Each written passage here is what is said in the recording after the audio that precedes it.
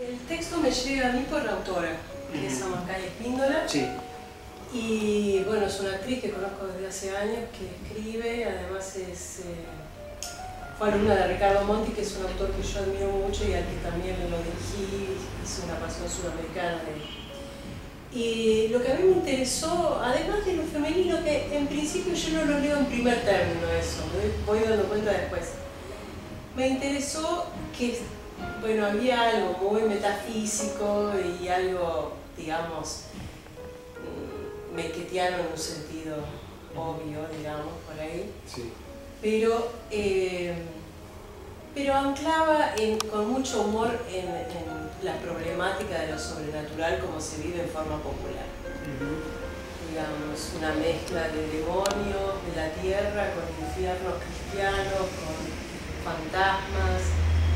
Me gustó, nunca me había metido en esa zona, ¿no? ¿Qué pasa después de la muerte? Las preguntas de ese orden y cómo las contestamos todos. Y bueno, la obra plantea algo así, que no está definido completamente, hay como un encuentro de dos seres que conversan en un espacio único esperando un tren.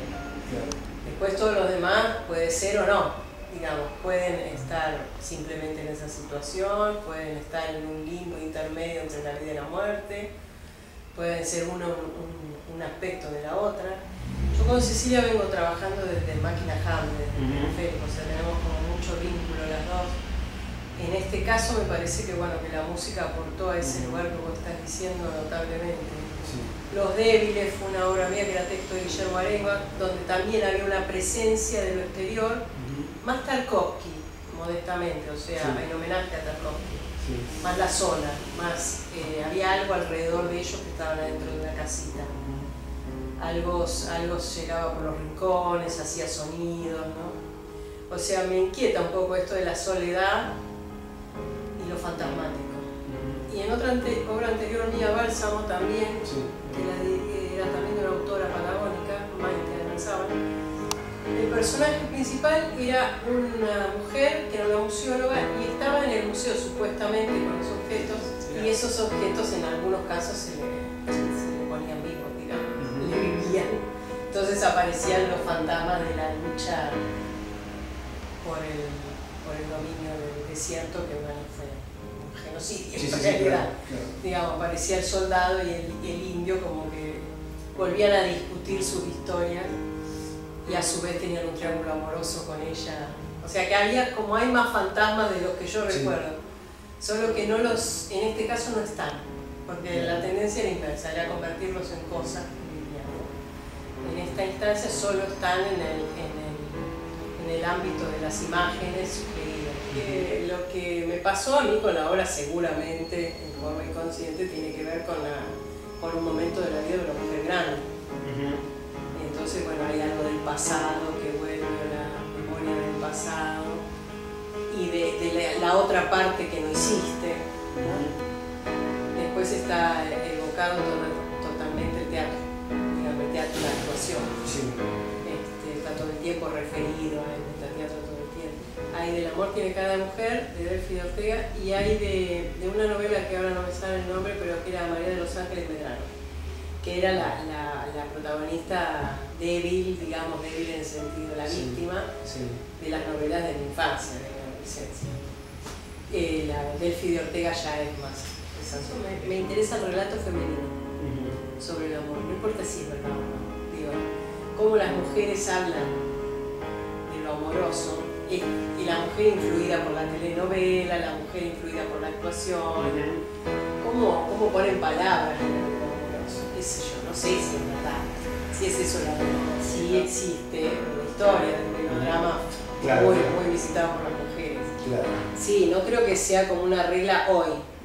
Creo que hay que ahora sí que hay que modificar mucho el concepto del urbano y lo no urbano, de la vida de la mujer laboral y demás, ¿no? Pero si pensamos en la historia de sus abuelas, de mi mamá, por ahí, y la vida hogareña, el ama de casa y la telenovela, bueno, algo de ese melodrama existía porque lo veían y lo disfrutaban. A mí, por ejemplo, me llegan muchas obras y hay una cosa de riesgo ahí, ¿no? el mundo íntimo, por ejemplo, lo familiar, pues esta temática por ahí no es la más privilegiada, ¿no? Claro. La más privilegiada es esa que el público recibe una conmoción respecto de la sociedad en la que vive. Pues sí, no soy una persona que le interesa demasiado dar respuestas sobre cómo es la sociedad en que vivo, ni cómo debería ser, o nada.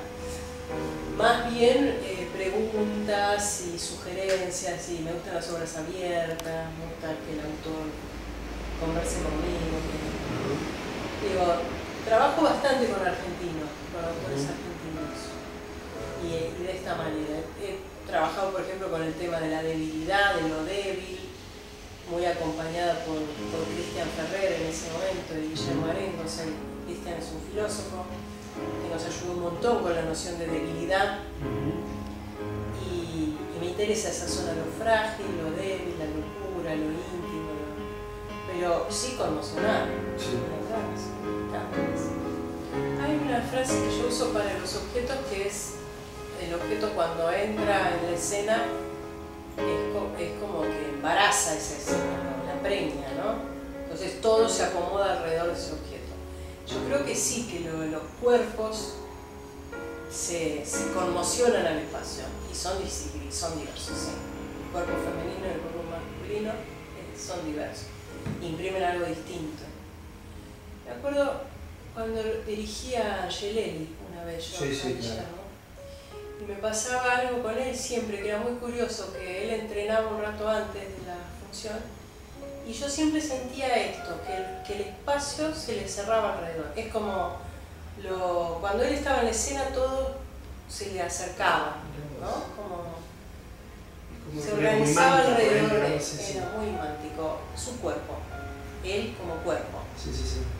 Y me parece que con algunos actores pasa eso, no con todo, y no depende del sexo que tengan. Claro. Pero sí seguro es distinto cada cual. Que el cuerpo, si es un poco más ajeno, sí, produce otra cosa, ¿no? Entonces el cuerpo del actor muy actor, muy convencional, ¿no? Produce una cosa. Un cuerpo más ajeno, más ambiguo, distinto, me conmueve más. Bien. Me acuerdo mucho de los actores de canto, de los actores de Castellucci, que son como seres que uno no vería normalmente en ese sentido. En la obra específicamente creo que es totalmente ingenua la mirada de ellas, y como con cierto lugar común de femenino, de esto que digo, de cómo cuenta el amor, ¿no? Que no quiere decir que es así, sino como lo cuenta, como le gusta contar, algo de lo que decías vos, ¿no? Sí. De ponerse melodramático, follecinesco, eso es una cosa. Respecto del objeto, bueno, yo tengo una crítica tremenda sobre la televisión que podemos hablar otro día. Vale. Pero creo que justamente estamos en un momento muy complejo respecto del lugar de la mujer y del cuerpo de la mujer. Esto que vemos de la violencia de género y todo esto tiene que ver con eso. Como que la mujer está empezando desde hace unos años a usar el cuerpo de una manera mucho más controlada por ella misma, que en algunos casos puede ser molesto, digo, ¿no? Sí. No es agradable lo que la mujer hace consigo misma. Sí. Y eso está generando todo un cambio social muy grande. Y un recrudecimiento a veces de cosas que parecían que estaban mejor o más controladas, como la violencia sobre la mujer, en la propia pareja, por ejemplo. Sí. Y ahora está recrudeciendo, y pareciera inexplicable, porque ¿por qué está recrudeciendo en un momento en que esa mujer es menos dependiente, menos la Alcira de la historia, ¿no? Que está ahí, que se casa porque se tiene que casar, que sigue esperando a ese ojo verde que se fue, qué sé yo. Pareciera que la mujer está en otro momento, y sin embargo viejas cosas antiguas se recrudecen, porque está cambiando algo y todavía ni los hombres ni las mujeres saben lo que hacen. Cada vez ese cuerpo está más exigido a mostrarse con una sexualidad muy evidente, sí, porque cada vez lo ha ido mostrando más, entonces ahora se le pide más, y hay una rueda que puede terminar con algo negativo para la mujer. Hay un exceso ahí, para el hombre también, creo, para los dos, pero bueno, no lo sabemos. Damos el cuerpo como negocio, es el tema, y quién es el dueño del negocio. Esto es lo que te quiero decir. Cuando la mujer quiere ser la dueña del negocio, que es su propio cuerpo, hace crisis la situación. Mientras la mujer deja al hombre ser el dueño del negocio, las cosas están más tranquilas. Cuando la mujer dice, no, pero ahora la dueña del negocio voy a ser yo. Y ahí hay como ahí se genera una violencia tremenda, y es una violencia social que se abre en distintas zonas. Y es uno de los aspectos, cosas que pasan, pero es uno, ¿no? Igual existe todavía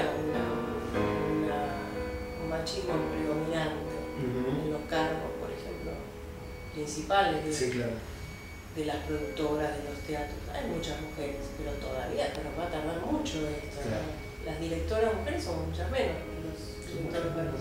O sea, en proporción somos muchas menos y por lo tanto los accesos son menores. Estos lugares de organizadores, de controladores, de directores, todavía hay mucho más hombres que mujeres. También puede haber algo de la mujer que tiende menos, pero no lo creo. Creo que al final va a ser igual de malo probablemente. Me gustó muchísimo toda una época del trabajo de Laura Yusen, que me sigue gustando, pero bueno, tiene toda una época de oro, como decimos todos, que fue un modelo, digamos, para mí. Y de las más jóvenes me gusta Romina Paula mucho. Me parece que de la combinación autora-directora esa es una persona que me interesa mucho en lo que hace. A ver, bueno, Lucrecia Martelli en el cine, creo que es el director del cine argentino que más me gusta.